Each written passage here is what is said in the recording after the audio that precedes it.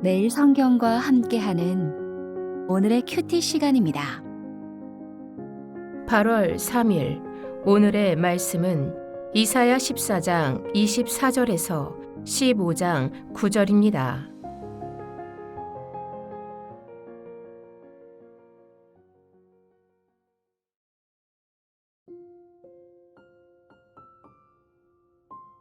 만군의 여호와께서 맹세하여 이르시되 내가 생각한 것이 반드시 되며 내가 경영한 것을 반드시 이루리라. 내가 아수르를 나의 땅에서 파하며 나의 산에서 그것을 짓밟으리니 그때 그의 멍에가 이스라엘에게서 떠나고 그의 짐이 그들의 어깨에서 벗어질 것이라. 이것이 온 세계를 향하여 정한 경영이며 이것이 열방을 향하여 편 손이라 하셨나니 만군의 여호와께서 경영하셨은즉 누가 능히 그것을 패하며 그의 손을 펴셨은즉 누가 능히 그것을 돌이키랴. 아하스 왕이 죽던 해에 이 경고가 임하니라. 블레셋 온 땅이여 너를 치던 막대기가 부러졌다고 기뻐하지 말라. 뱀의 뿌리에서는 독사가 나겠고 그의 열매는 날아다니는 불뱀이 되리라. 가난한 자의 장자는 먹겠고 궁핍한 자는 평안히 누우려니와 내가 내 뿌리를 기근으로 죽일 것이요 내게 남은 자는 살육을 당하리라. 성문이여 슬피 울지어다. 성읍이여 부르짖을지어다. 너 블레셋이여 다 소멸되리로다. 대저 연기가 북방에서 오는데 그 대열에서 벗어난 자가 없느니라. 그 나라 사신들에게 어떻게 대답하겠느냐. 여호와께서 시온을 세우셨으니 그의 백성의 공고한 자들이 그 안에서 피난하리라 할 것이니라. 모압에 관한 경고라. 하룻밤에 모압알이 망하여 황폐할 것이며 하룻밤에 모압 기르가 망하여 황폐할 것이라. 그들은 바잇과 디본 산당에 올라가서 울며 모압은 느보와 메드바를 위하여 통곡하는도다. 그들이 각각 머리카락을 밀고 각각 수염을 깎았으며 거리에서는 굵은 배로 몸을 동였으며 지붕과 넓은 곳에서는 각기 애통하여 심히 울며 헤스본과 엘르알레는 부르짖으며 그들의 소리는 야하스까지 들리니 그러므로 모압의 군사들이 크게 부르짖으며 그들의 혼이 속에서 떠는도다. 내 마음이 모압을 위하여 부르짖는도다.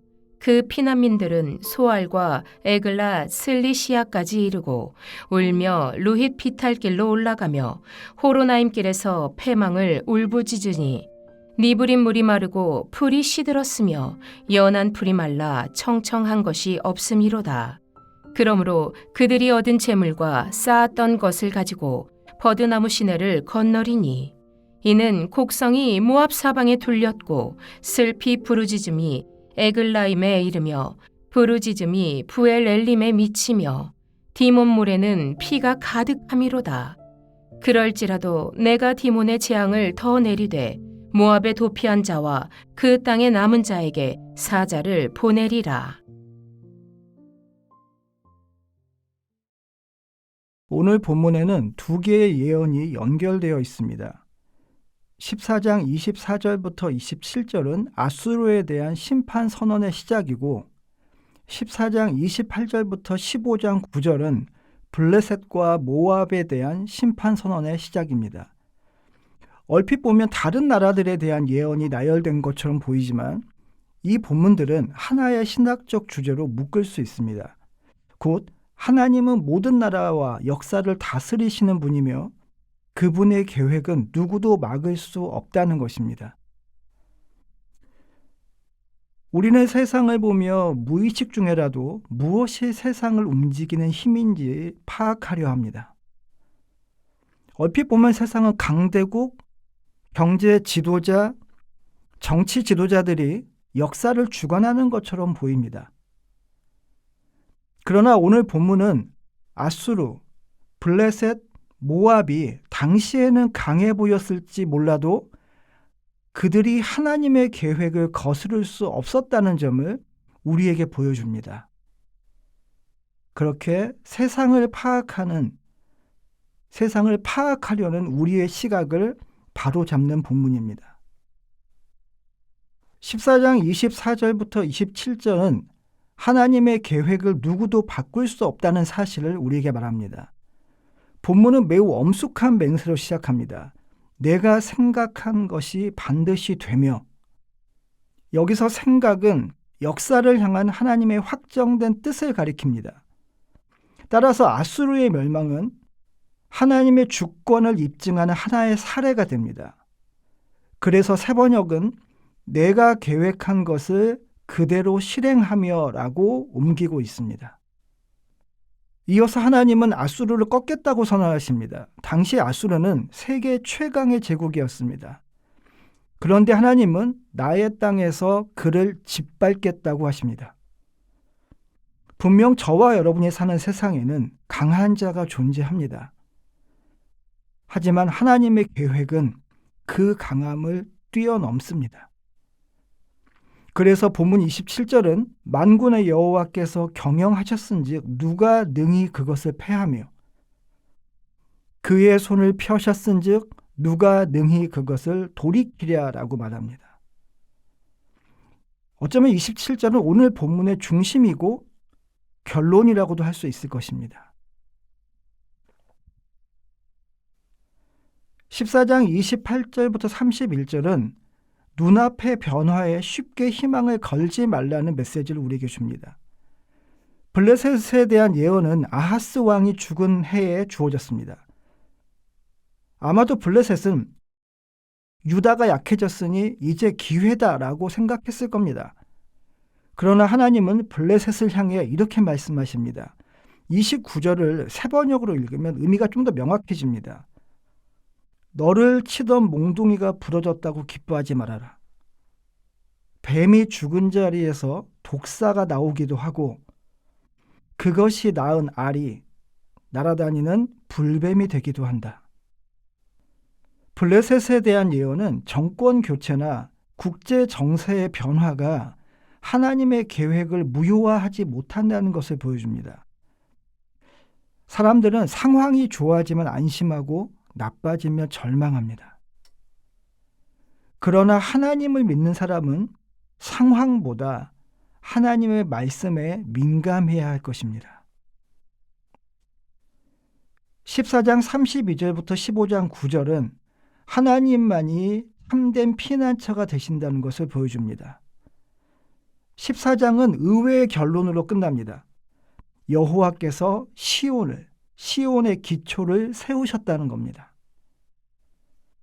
이 결론은 열방이 흥망성쇠를 겪지만 하나님의 백성은 하나님의 언약 안에서 참된 안전을 누린다는 사실을 드러냅니다. 그리고 15장으로 넘어가면 모압이 하루아침에 무너집니다. 성읍들은 폐허가 되고 사람들은 통곡하며 나라 전체가 슬픔에 빠집니다. 본문은 모압의 고통을 매우 사실적으로 묘사합니다. 그렇게 함으로써 하나님의 심판이 냉혹한 승리의 선언이 아니라 죄의 결과에 대한 슬픔을 담고 있음을 보여줍니다. 성경이 반복적으로 말하듯 하나님은 결코 악인의 멸망을 기뻐하시지 않습니다. 세계의 혹은 국가의 경제, 정치, 정세를 보면서 우리도 마음이 흔들릴 때가 있습니다. 그러나 본문은 묻습니다. 무엇이 당신에게 안정감을 줍니까? 강한 나라에 살고 있다는 혹은 좋은 교회에 다니고 있다는 소속감입니까? 안정된 직장입니까? 아니면 하나님입니까?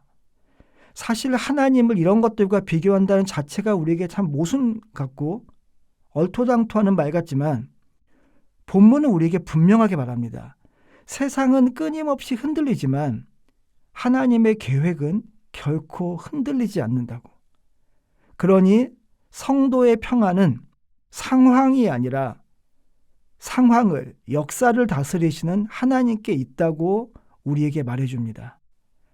그 하나님을 신뢰함으로 오늘도 평안을 누리는 저와 여러분이기를 바랍니다. 기도하겠습니다. 주님, 오늘도 저희는 변화무쌍한 세상을, 흔들리는 세상을 살아갑니다.